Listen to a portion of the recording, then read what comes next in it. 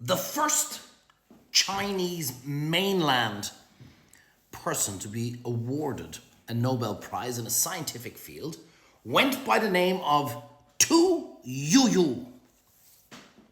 And when I saw this, I couldn't help think, could you imagine singing Happy Birthday to YouYou back in the day?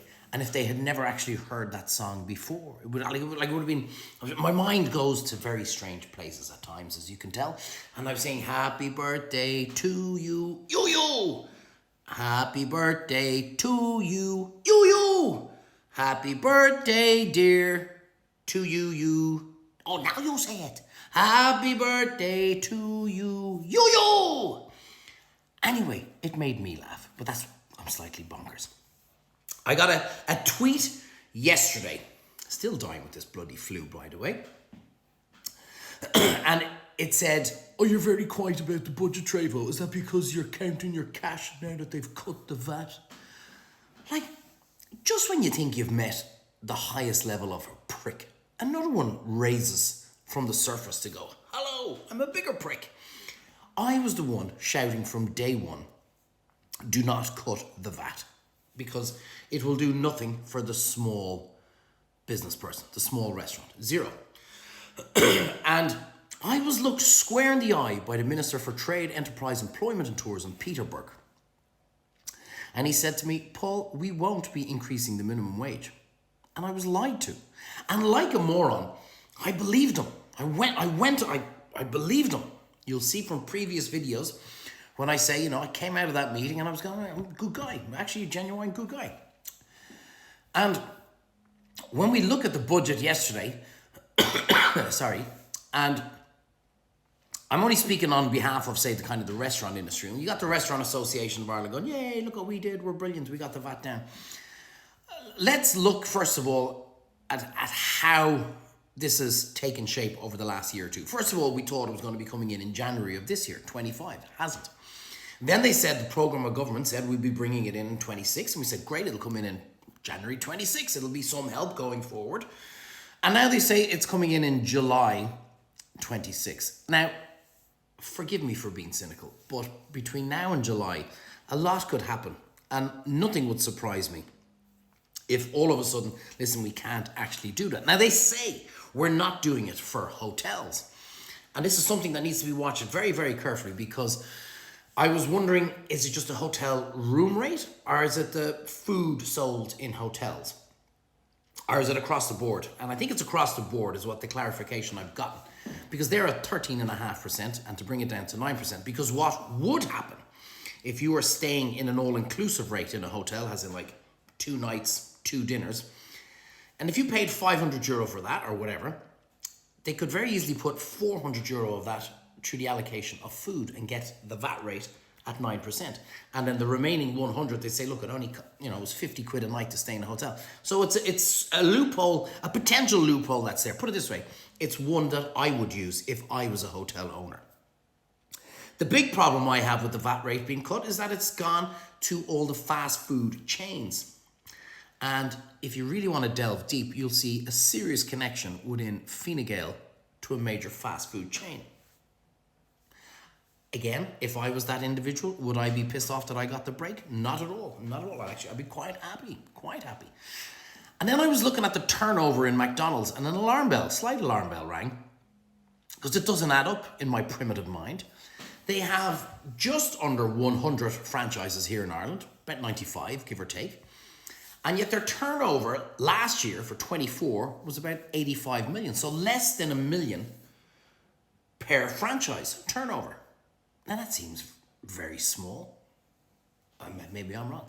There's no way they'd be scamming something at all. Well, then there's no way they'd be moving That's not for me to look into. Anyway, just do the maths, make it easy. They've give or take 85 million turnover that used to be charged at a 13.5% rate VAT. Now, not all of that was food. Some of it was obviously going to be drink, but the majority would have been food. So let's just say 60 million of their turnover was in food. That's now gone from 13.5% to 9%. That's a significant saving for Mr. McDonald's, isn't it? The plot just might thicken.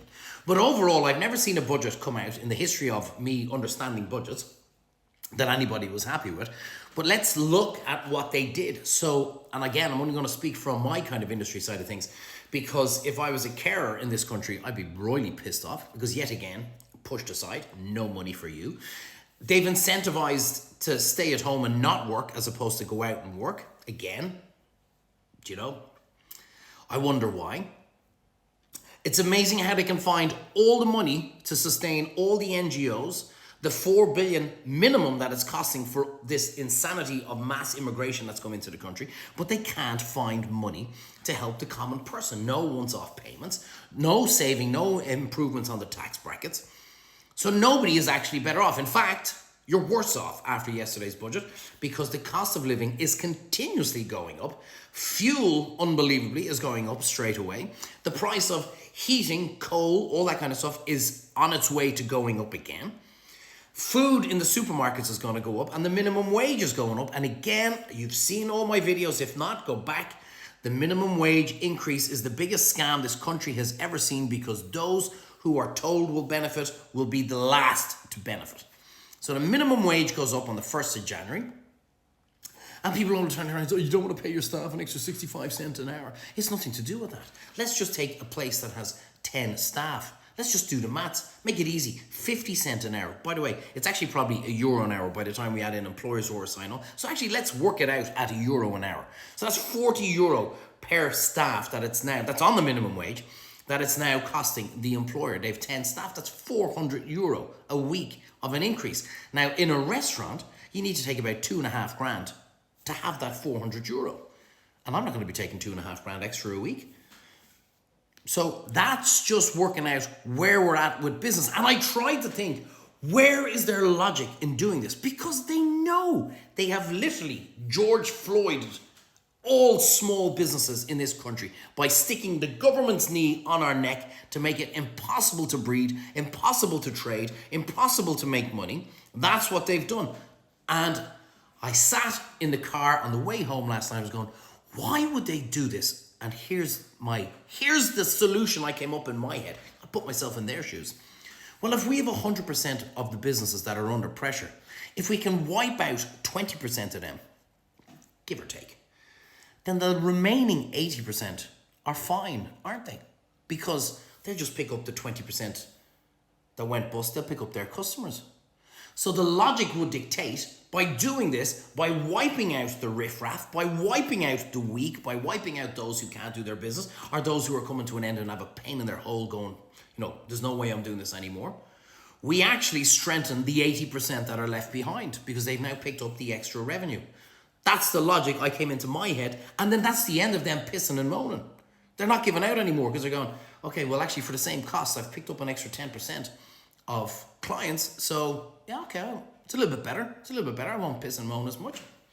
But there is no doubt that what came out of the budget yesterday is the people that need help most suffered. Got nothing. Got absolutely nothing.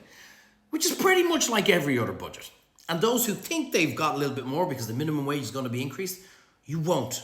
You won't get more. By the time you've paid your taxes on it, by the time you've done everything, all I say is, look at your paycheck today compared to the same day last year, the same day the year before, the same day the year before, and ask yourself, have you more money? Even though the minimum wage has gone up, and the answer is no. So yesterday's budget is a charade, as it is every single year, and it's been fobbed off as we're planning for the future. I wish they'd actually fucking plan for today once, just for once, instead of always, we're planning for the future, and yet the future never seems brighter. And they'll say, but we have sustained jobs, we have kept all the people in work, but have they? That's my thought on the budget. Let me know. If you're worse off, or if you're in a particular place that's not got anything to do with hospitality, let me know. Did the budget help you in any way? And I don't think I'm going to see too many comments that say yes. The logic, wipe out 20% of the businesses, make the remaining 80% strong. That's the end of them pissing and moaning. But who's the real benefits? The fast food chains have made a hell of a saving there. 85 branches and 100 million turnover? Let me know in the comments. Love that these 10 minutes fly by way too quick, by the way. But I love hearing the comments. Let me know what you think. Nuts or right?